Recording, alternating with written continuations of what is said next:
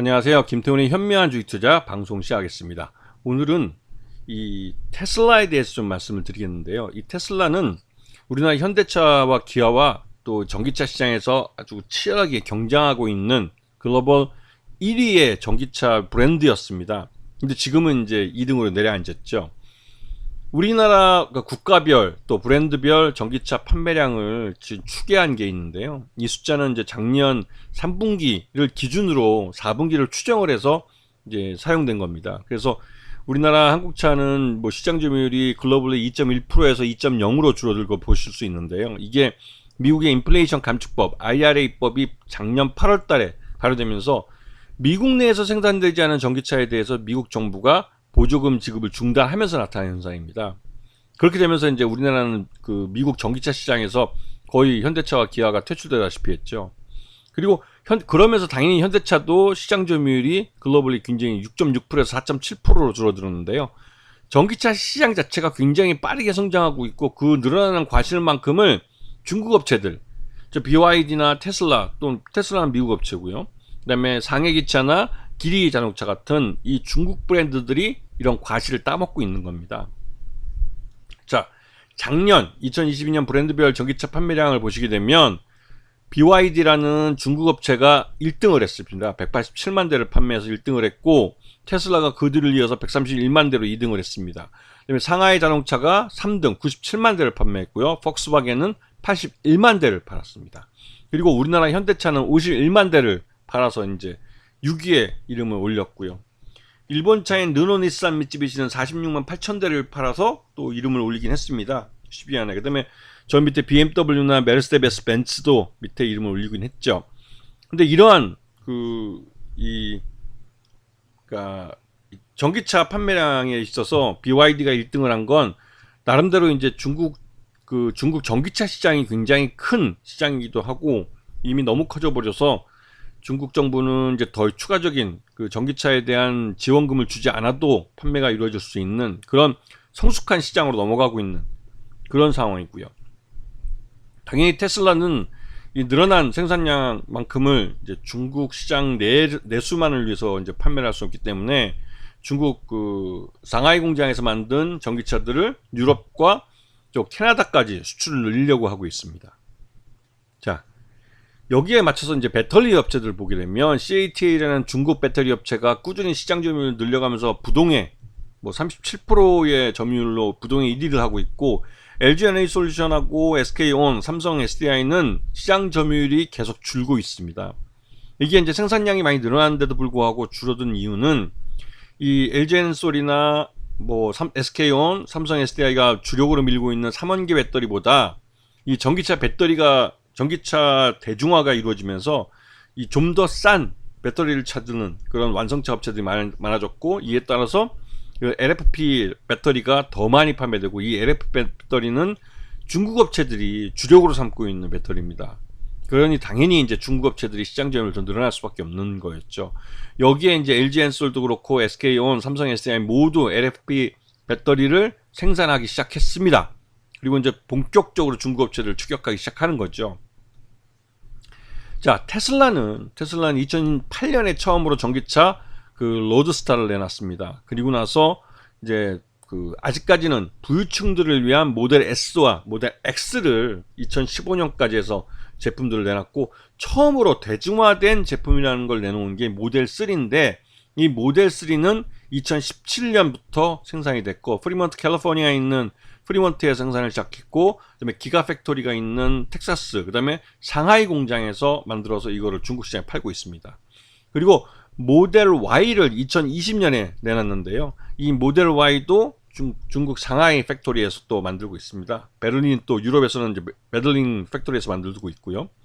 그다음에 2023년 들어와서 모델을 다양화하는데요. 로드스타 2세대와 또 세미 이건 트럭입니다. 그다음에 사이버 트럭은 이 미국 사람들이 많이 선호하는 1톤짜리 조그만 이제 버스 이 트럭인데요.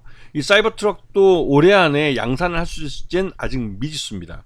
그리고 테슬라 모델 2도 내년에 내놓겠다고 했는데 아직까지는 이게 이제 가장 최신 모델일 텐데요. 그런데 지금 보시면 아시겠지만 대중화 모델이랄 수 있는 모델 3와 모델 Y를 2017년 이후로 내놨기 때문에 꽤 연수가 뭐 된 모델들입니다. 그래서 이 모델들은 이미 오래전에 만들어진 모델들이기 때문에 이미 이 모델에 대한 개발비는 삼각해서 대부분 빼앗고요. 그 다음에 이제는 그 말 그대로 이제 수익만 많이 남는 상태인데 이 수익률이 거의 두 자릿수입니다. 테슬라의 수익률은 굉장히 높은 걸로 알려져 있고, 이런 그 높은 수익률을 기준으로 해서 작년 2020년, 2023, 2년 하반기부터 해서 IRA법이 발효됐을 때 전격적으로 이 테슬라는 전기차 가격을 인하했어요. 그러면서 이제 공격적인 마케팅을 했습니다. 그리고 그 공격적인 마케팅으로 인해서 이 시장 점유율을 조금 뭐 늘려갈 수는 있었죠. 그리고 이제 테슬라는 그러면서 전기차 대중화 시대에 시장 선정업체로서의 이 미국 시장 1등 자리를 놓치지 않겠다라는 그런 자신 있는 모습을 계속 보였습니다. 자, 뭐 캘리포니아나 상하이, 그다음에 베를린, 텍사스 팩토리에서 각각 모델별로 생산할 수 있는 캐파는 점들어 봤을 때 상하이 공장이 75만 대로 가장 그 생산량이 많은데 이게 100만 대까지 다시 늘리기로 증설에 들어간 걸로 알려졌습니다. 왜냐면 중국 내 내수뿐만 아니라 유럽과 또 더 나아가서 캐나다까지도 이 상하이 공장에서 만든 모델을 판매하고 수출하겠다고 이 테슬라가 이제 전략을 세워놓고 있는데요. 당연히 그러다 보니 이 북미 지역, 미국 바로 위쪽에 있는 캐나다에도 이 중국산 전기차가 들어올 수 있게 된 겁니다. 그리고 이 작년은 2022년은 이 테슬라가 100만 대 이상 전기차를 처음으로 만든 그 첫 해년도고 말 그대로 규모의 경제를 어느 정도 완성해가는 그 첫 해 연도가 됐습니다. 그리고 전기차가 대중화되는 그런 그 첫 해라고 할 수 있을까요? 이제 그런 의미가 있는 해이기 때문에 올해 2023년은 미국 정부도 공격적으로 이 IRA법으로 보조금을 지급해주고 있지만 또 다른 한편으로는 이 미국 차 브랜드에게만 이 IRA법으로 받게 되는 미국인들의 그 세금으로 조성된 이 보조금을 미국 차 브랜드들만 주도록 이렇게 불공정하게 운영하고 있는 거죠. 그 혜택을 이 테슬라가 보고 있는 겁니다. 그리고 테슬라는 작년 상반기까지만 해도 현대차와 기아가 미국 전기차 시장의 시장 점유율 10%까지 치고 올라오는 걸 봤기 때문에 시장 선점을 보다 공고히 하기 위해서 가격 인하 정책을 피고 있어요. 그리고 이 테슬라의 공장병을 그 생산 목표량을 봤을 때 이게 뭐 이 사이버트럭 같은 경우는 작년에 만들겠다가 이미 양산을 실패했고 올해는 넘어왔는데 아직까지 양산을 못 하고 있어요. 올 하반기에 양산을 한다고 그러지만 그걸 믿는 사람은 별로 없는 것 같습니다. 그리고 이 중국 공장, 이 상하이 공장을 굉장히 진설을 해서 이제 100만 대 이상 뭐 늘려가겠다는 목표를 세우고 있는데요. 그 생산량에 있어서 이 중국 상하이 공장은 이미 100만 대 생산 캐파를 뭐 만든 걸로 알려져 있습니다. 자, 그러면서 요번에 2분기 실적 예고에 있어서 이 모델 S와 모델 3 이거에 이제 판매량을 딱 공개를 했는데 이게 46만 대입니다. 이 지금까지 분기별로 가장 최대 수량을 판매를 한 거고 생산도 마찬가지고요. 이 테슬라가 규모의 경제를 달성해 가고 있고 IRA법에 의해서 실적도 늘려가고 있다는 걸 숫자로 확인시켜 주고 있는 모습이죠. 그런데 이게 답니다. 왜냐면 내년 2024년 하반기부터 현대차와 기아의 그 미국 조지아 공장이 전기차를 생산하기 시작합니다. 그러면 거기서 생산된 전기차는 미국 정부로부터 보조금을 받을 수 있게 되죠. 그러면 다시 한번 가장 최근에 만들어진 모델과 예전에 만들어진 테슬라의 모델이 한 시장에서 경쟁해야 되는 상황이 벌어지죠. 그리고 물론 그 미국 시장에서 만든 테슬라가 현대차가 지금 그러니까 미국 시장에서 만든 현대차의 뭐 아이오닉 뭐 7이나 뭐 EV 뭐 9 이게 과연 한국에서 만든 울산에서 만든 것만큼 경쟁력을 가질 수 있는 가격에 시장에 나올 수 있느냐는 아직 미지수입니다. 하지만 우리 기업들은 충분히 해낼 수 있을 거라 생각이 들고 그렇게 스마트 팩토리에서 만들어진 그 전기차들은 테슬라가 생각할 때 훨씬 더 현대차와 기아의 경쟁력을 높여줄 가능성이 크고 그렇게 되면 이 전기차 대중화 추세에 맞춰서 볼 때 이 테슬라의 시장 점유율은 줄어들 수밖에 없죠. 그래서 이 다시 한번 테슬라가 가격 인하 정책을 쓸 가능성이 크고, 그렇게 해서 현대차와 기아가 내년 하반기에 미국 시장에 다시 한번 그 진입하기 전에 최대한의 시장 점유율을 가져가려고 할 가능성이 큽니다. 그리고 이 테슬라가 IRA법으로 수혜를 받으면서 그 가격까지 인하해 가면서 맥시멈으로 뽑아낸 그 실적이 이 주가에 반영된 가격이 저게 아마 피크이다가 될 가능성이 크죠.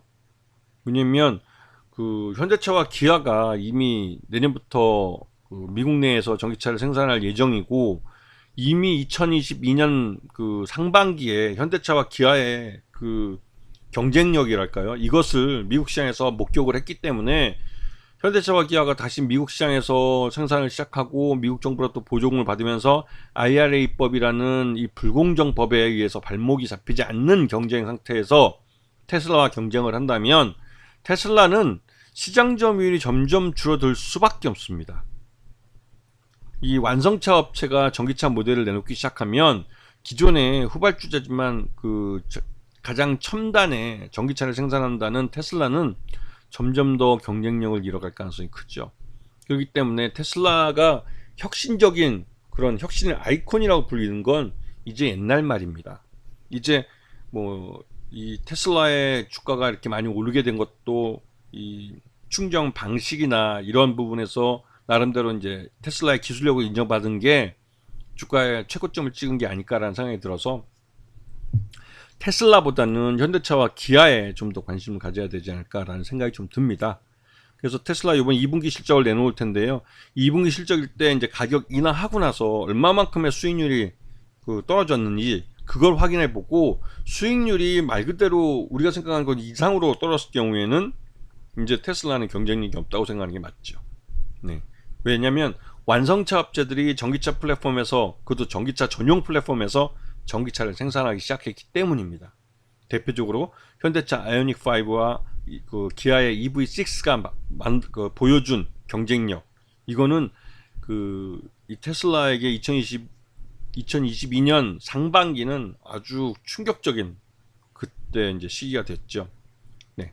하여튼 이런 걸 봤을 때 현대차와 기아가 내년에 미국 시장에서 이 전기차를 내놓은 그 순간부터는 테슬라는 이제 진짜 경쟁자와 경쟁을 해야 되고, 지금 현대차와 기아가 없는 미국 시장에서 테슬라의 독주가 말 그대로 이제 테슬라의 마지막 전성시대라고 할 수가 있는 그런 모습을 볼 겁니다. 이런 부분을 잘 감안해 보시고 자동차 시장을 보셔야 되죠.